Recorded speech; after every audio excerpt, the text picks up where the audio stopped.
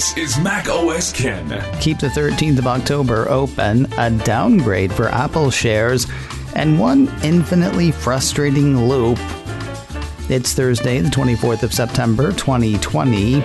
I'm Ken Ray, and this is news from macOS Ken, brought to you by yours truly and sponsored by Sunbasket. Get $35 off your order using promo code macOSKen at sunbasket.com/macOSKen. This show is also supported by people like you, patrons through Patreon.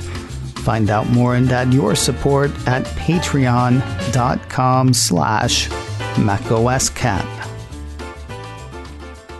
Jon Prosser and his .660 batting average have stepped back to the plate. Apple Insider says the relatively reliable Apple leaker has taken a leak all over when the next iPhone's going to be announced. I may have said that wrong. Tuesday the 13th of October is his guess. I'm sorry, did I say guess? I meant prognostication. His thinking is the 13th of October for the reveal, Friday the 16th of October for pre-orders, with some units hitting store shelves, and one assumes residential front porches on Friday the 23rd of October. Some, though not all. He thinks Apple will unveil its entire iPhone 12 lineup at the event. However, the regular phones will be the ones up for pre-order and delivery next month. He doesn't expect the Pro phones to launch until sometime in November. Not unprecedented. The same thing happened in 2017 with iPhone 8 and iPhone 10. Now, perhaps the most interesting thing about Prosser's latest prognostication, he's not alone. A piece from Cult of Mac says multiple sources point to iPhone 12 event on the 13th of October. They start with Dr. John and jump from there. Quoting the Cult, an employee at a UK cellular carrier reportedly told Mac Rumors that there will perhaps be an iPhone-centric event on the 13th of October, and Apple Insider makes a nearly identical claim. There is disagreement about release dates, though. While Prosser sees orders on the 16th and shipments on the 23rd, the aforementioned pieces from Mac Rumors and Apple Insider see October's phones following the Apple Watch Series 6 route. They think Apple will announce and take pre-orders on the 13th of October, with handsets in stores the following Friday, the 16th. Kind of unusual, but so was Apple's Watch move last week. Holy crap, was that really just last week? It really was. Apple shares got clobbered again Wednesday. That came after a downgrade of the shares late Tuesday by UBS analyst David Vogt. New to that beat, MarketWatch says Vogt has assumed coverage of the Cupertino company. Though past performance is not indicative of future results, Vogt does not care. Quoting Vogt's note, while shares of Apple typically outperform the market in the months leading to an iPhone launch, subsequent to the launch, shares have historically underperformed the market. And besides, he and his think Apple shares already reflect the growth from the 5G cycle. He's heard about services, though he seems to think that they are yesterday's news plus. According to MarketWatch, he expects services revenue linked to iPhone sales to materially decelerate, and said that a re-acceleration would be crucial to driving upside. Even as he downgraded the shares, he raised his price target on them. Vogt shifted the Apple rating for UBS from buy to neutral.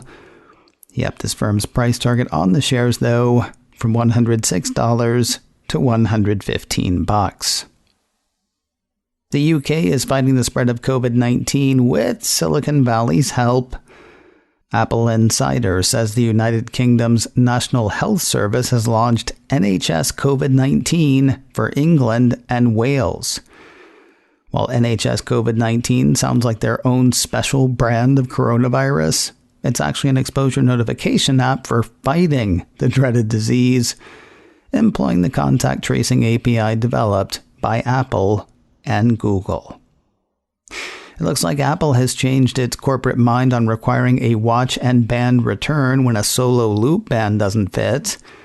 We heard earlier this week that people needing to return the bands due to an improper fit were having to return their band and their brand new Apple Watch as well. That's because the watch loop combo was considered a configure-to-order purchase. Now Apple Insider says Apple has dropped that requirement. Actually, Apple Insider says John Prosser says that. You ever heard of that guy? According to Apple Insider, Apple's original requirement for users to return their entire Apple Watch Series 6 to get a correct size band meant that some were facing weeks before they could get their watch back. Now, reportedly, Apple has decided they can keep the watch and just return the solo loop or braided solo loop for replacement. Let's say you get the solo loop and it is a perfect fit. Eventually, it won't be. That's the word from Apple by way of Mac rumors. According to the report, Apple on Tuesday updated one of its support documents to emphasize that the new silicone rubber solo loop for Apple Watch may increase in length over time, as mentioned in fine print at the bottom of the solo loop product page. My misgivings about the solo loop grow, as apparently does the solo loop. More serious perhaps than the watch's strap, some watchOS 7 users say they're suddenly missing GPS data. Another piece from Mac Rumors says a number of Apple Watch owners who have updated to watchOS 7 are reporting an issue involving missing GPS mapping data after recording exercise in Apple's wrist-based workout app. This is said by the site to mostly be an issue for people trying to record a workout while leaving their phone at home. Such workouts are apparently only showing the workout's starting point on the GPS map and nothing else. Mac Rumors says the thread on Apple's support site currently runs 16 pages, showing the issue on Apple Watch Series 3, 4, and 5 models. Upgrades to iOS 14 seem to be on a rocket trajectory. It was just a couple of days ago that Mixpanel hit with an estimate that adoption of the latest version of iOS had hit 26% in just 5 days. Now Cult of Mac has that same firm saying over 30% of iPhones are running iOS 14 exactly 1 week after its release. Mixpanel says that's a 50% faster adoption rate than iOS 13 a year ago. More news in a moment, but first a word from Sunbasket, delivering oven-ready meals that are fast, fresh, and delicious. Remember going out to dinner? I know a lot of restaurants are open again, though I personally can't imagine being comfortable in one. Takeout's cool, except for the part where it cools down before you get it home. Sunbasket's oven-ready meals could be a great solution. Meals like pappardelle pasta with wilted spinach, sweet peas, and fresh ricotta, or cauliflower macaroni and cheese come from award-winning chefs straight to your house, ready to heat and serve. Everything I've had from Sunbasket has been fantastic.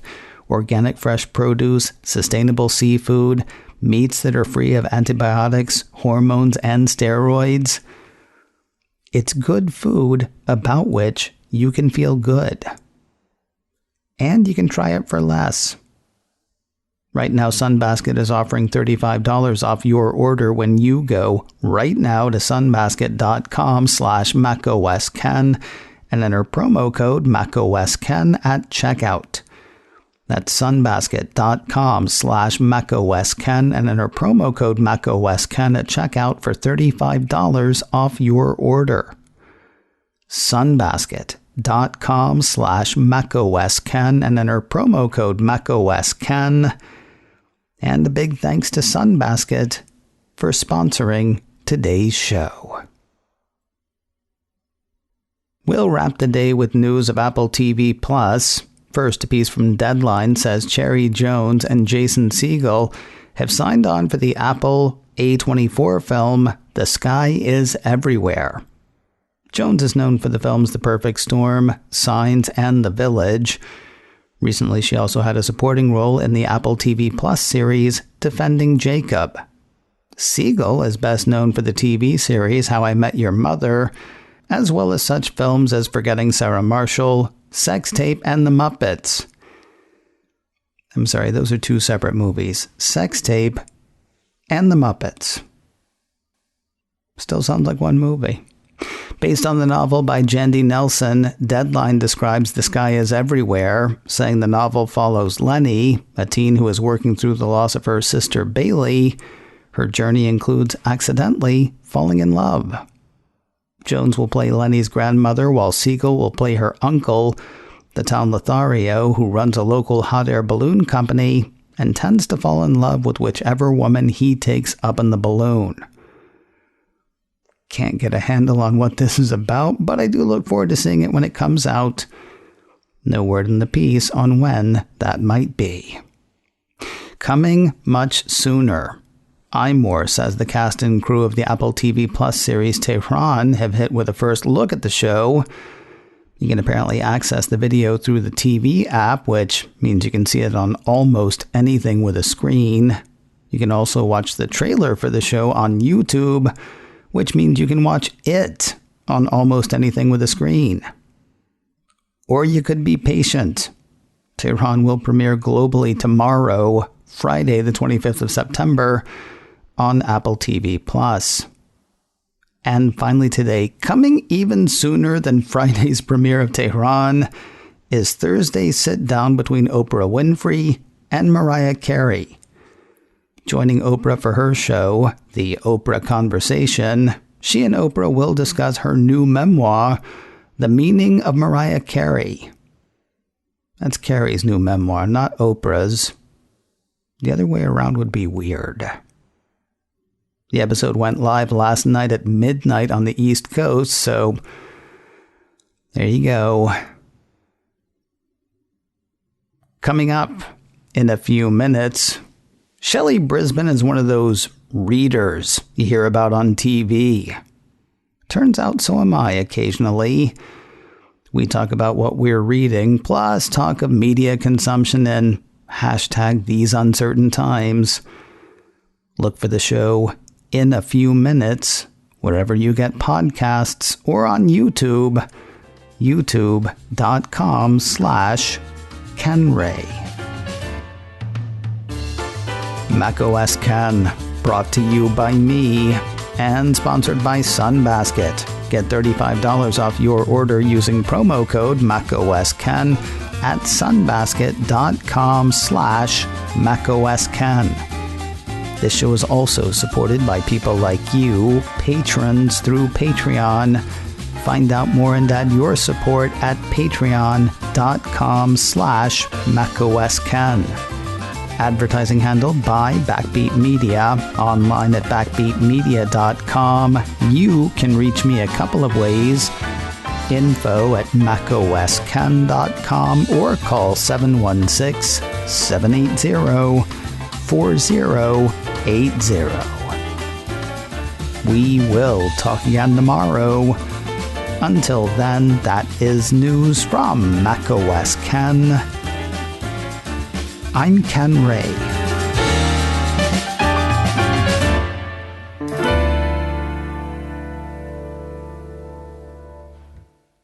Ciao.